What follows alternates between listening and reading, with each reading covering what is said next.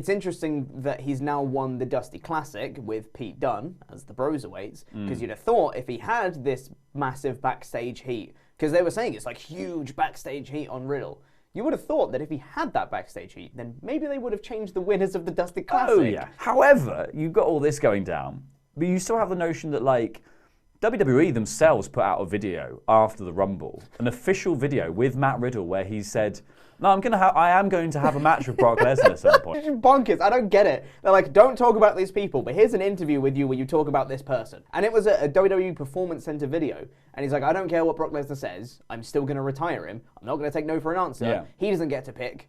I'm going to get this match and I will retire him. That says that the altercation happened, whether or not it's the neck-grabbing, keep my name out of your mouth altercation that everyone's saying it is, or whether it was like Paul Heyman told him about it, so it was like Chinese whispers and he sort of heard it through the grapevine and took it the wrong way. It's not even like the Goldberg thing where he's like, you're legitimately a terrible wrestler and you're dangerous to work with, and if we had a match in the ring, I'd run circles around you.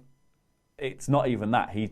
I think Matt Riddle just thinks it's funny because there's a similar track there of both being former MMA stars who are now in WWE. Matt Riddle seems to kind of fit that mold of a Paul Heyman guy. So you'd think that Heyman would be all right with doing this. So maybe this whole thing's just a work. Exactly. Maybe they're actually building to Riddle versus Lesnar eventually. Oh, I love that. And then this is all just kind of like backstage hearsay and all that stuff to actually build to something later down the line. It seems like a very Heyman thing to do to make it seem like it's legitimate to have Lesnar go up to Riddle and just be like, hey, don't do this thing, in earshot of all like the journalists that are around there, just to try and get the name out. It's a very Heyman thing to do. And they've done a lot of stuff with Brock actually, of like making it real, of like, you know, Roman Reigns' whole thing with Brock was like, you don't turn up, you don't come to work. And it was like, that was what everyone was saying at home. It's like, so, you know, people might think from this, it's like, well, Brock Lesnar's a bit of a dick for going up to Matt Riddle and saying, don't tweet about me. It's like, who are you to say don't tweet about me? Like, I want to tweet about Brock Lesnar, so is he going to tell me off now as well?